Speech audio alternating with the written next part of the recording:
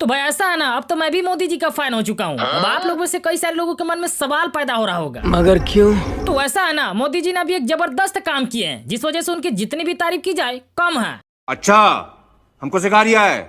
अरे महाराज, इसमें सीखने सिखाने वाली क्या बात है। वैसे तो आप लोगों को पता ही होगा कि मोदी जी अभी महिला आरक्षण बिल लेकर आए हैं जो लोकसभा और राज्यसभा दोनों ही सदनों में पास हो चुकी है, जिस वजह से लोग काफी ज्यादा खुश है और मोदी जी की प्रशंसा भी की जा रही है। इंतजार, नारी शक्ति बंधन अधिनियम राज्यसभा से भी पास। सर्वसम्मति से आखिरकार महिला आरक्षण बिल यहाँ पर पास हो चुका है। बीजेपी मुख्यालय पर जश्न शुरू हो गया है। अच्छा, इस बिल के पास हो जाने से तो लोग काफी ज्यादा खुश आए, लेकिन उनके दिमाग में से कई तरह के सवाल घूम रहे हैं कि इस बिल को पास होने में 3 दशक क्यों लग गए और ये लागू कब होगा, और सबसे पहले इस बिल को किसने और कब लाने की कोशिश की थी। क्योंकि आज के डेट में जब ये बिल पास हो चुकी है तो इसे कई सारी राजनीतिक पार्टियां सामने आ चुकी है जो ये कह रही है कि इस बिल को सबसे पहले हम लाने की कोशिश कर रहे थे। इसी चीज को लेकर ये पार्टी एक दूसरे का खींचातानी करना शुरू कर दी है और वो इस बिल को देर से पास होने की सारी ठिकरा एक दूसरे के ऊपर फोड़ रहे हैं। और अभी तो रुको, क्लाइमैक्स अभी बाकी। अच्छा, ये बिल किन लोगों की टांग अड़ाने की वजह से अभी तक पास नहीं हो पाई थी, ये जानना तो जरूरी है ही, लेकिन ये जानने से पहले ये जान लेते हैं कि किसने इस चीज को लाने के लिए सबसे पहले पहल की।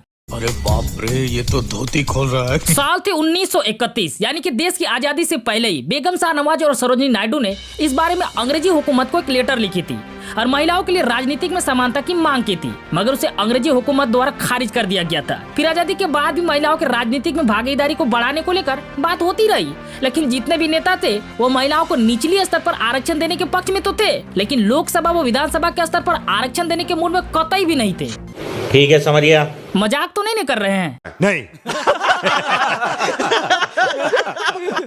तो अब इन तमाम मथापची के बीच साल आ चुकी थी 1993, यानी कि साल 1993, जिसमें 73वें और 74वें संविधान के संशोधन के जरिए नगर निगम और पंचायतों में महिलाओं के लिए 1/3 सीटें आरक्षित तो कर दी गई, जिसमें बिहार, महाराष्ट्र, झारखंड, छत्तीसगढ़, आंध्र प्रदेश और केरल जैसे स्टेट में तो स्थानीय निकायों में महिलाओं को 50% आरक्षण दे दिया गया, मगर ऊपरी सदनों में अभी भी आरक्षण मिलना बाकी था। मेरे साथ अन्याय हुआ है। क्यों? क्या हुई? अभी मजा आएगा ना भिड़ो। लेकिन अब इन सब के बीच साल आ चुकी थी 1996 और प्रधानमंत्री थे श्री HD गौड़ा जी, जिनकी सरकार लोकसभा में महिला आरक्षण बिल लेकर आई, लेकिन उनकी सरकार के समर्थित कई पार्टियों ने इस बिल को समर्थन देने के मूड में कतई भी नहीं थे। इसके बाद भी 1 दशक तक इस बिल को लाने की कोशिश की जाती रही, यहाँ तक कि अपने 6 साल के कार्यकाल में श्री अटल बिहारी वाजपेयी जी ने भी इसको लाने की भरपूर कोशिश की, लेकिन किसी न किसी नेता के पेट में दर्द होने लगती थी और वो इस चीज को मानने के मूड में बिल्कुल भी नहीं होते थे, जिस वजह से ये अटकी हुई रह जाती थी। और इतना टेंशन लेने की कोई जरूरत नहीं है, अब समय आ चुकी थी यूपीए। आइए देखते हैं, मजा आएगा। डॉक्टर मनमोहन सिंह की सरकार इस बिल को लेकर सीधे पहुंचती है राज्यसभा में और खुशी की बात यह रही कि बिल वहां पे पास हो गई। इतना भी खुश होने की कोई जरूरत नहीं, क्योंकि अभी भी बिल लोकसभा में पेश नहीं किया गया था और आज के डेट में उस समय के विपक्षी पार्टी इसका ये रीजन बताते हैं कि उस समय यूपीए के सहयोगी पार्टी आरजेडी और समाजवादी पार्टी इस बिल के समर्थन में पहले से ही नहीं थे। ऐसे में कांग्रेस नहीं चाहती थी कि वो इस बिल को पेश करे और वो लोकसभा में पास ना हो, और इस वजह से उनकी पार्टी पे कोई खतरा ना आ जाए। खैर वजह जो भी हो, लेकिन ये बिल धरी की धरी रह गई। ऐसा नहीं हो सकता, कह दो कि ये झूठ है। नहीं। देखिए भाई, जो है सो है, क्या कि हम गोदी मीडिया वालों में से नहीं है कि किसी का तलवा चाटने लग जाए और सच को झूठ और झूठ को सच बताने लग जाए। ये बड़ी अच्छी बात कही आप। लेकिन अब इन तमाम असफल कोशिशों के बाद अब समय आ चुकी थी श्री नरेंद्र मोदी जी की, जिनकी सरकार इस बिल को लेकर सामने आती है। और मजे की बात यह है कि इस बार लोकसभा और राज्यसभा दोनों ही सदनों से ये बिल पास हो जाती है। हमारी योजना ऐसे नहीं होती, आपको लगता होगा कि लास्ट मोमेंट ऐसा कर दिया, लास्ट मोमेंट ऐसा कर दिया, ऐसा नहीं होता है जी।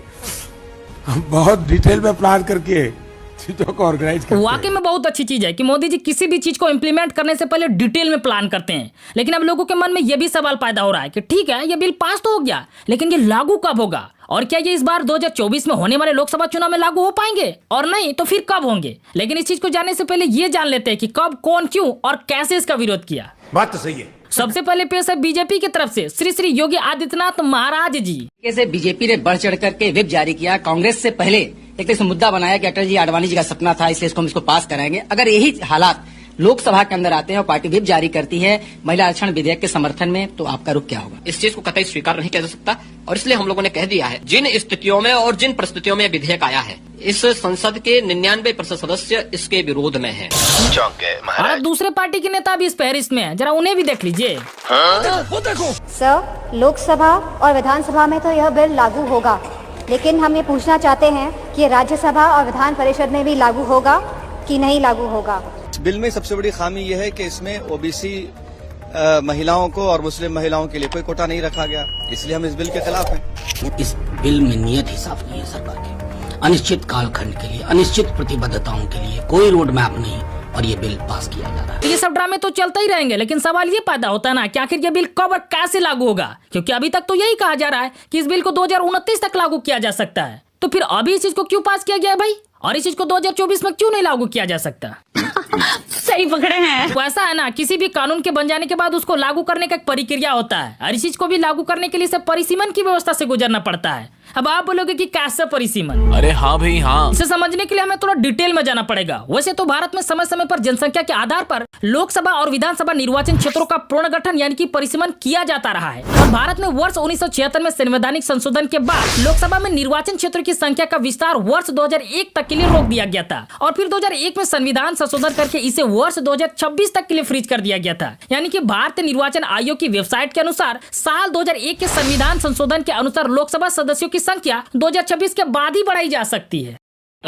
अभी से? अच्छा, एक चीज और है, ये बिल 2026 तक भी लागू नहीं हो पाएगा, क्योंकि इस चीज को ग्राउंड लेवल तक इम्प्लीमेंट करने के लिए ना वहां से भी 2-3 साल और समय लग सकते हैं। यानी कि कुल मिला की बात करें ना तो ये बिल 2029 तक ही इम्प्लीमेंट हो पाएंगे। चूतिया बनाया तुमको। अब इन तमाम चीजों के बाद लोगों के दिमाग में कई तरह के सवाल खड़े हो रहे हैं कि जब इस चीज को 2029 तक लागू ही नहीं किया जा सकता तो इसे पास ही क्यों किया गया है। तो इस पर भी कुछ लोगों का मत है। अब उनका कहना है कि 2024 में लोकसभा चुनाव है, ऐसे में सरकार के पास कोई लड्डू का डब्बा होना चाहिए ना, जिसमें लोगों को ये दिखाया जाएगा कि भाई साहब ये आप ही के लिए लड्डू बनाया गया है, बहुत जल्दी आप लोगों को दिया जाएगा, लेकिन कब दिया जाएगा ये तो सरकार ही जाने। कोई बात नहीं, हम तो चूतिए हैं, दोबारा ट्राई करेंगे। वैसे आप इस बारे में क्या सोचते हैं? आप अपनी राय कमेंट बॉक्स में जरूर दें। Thanks for watching.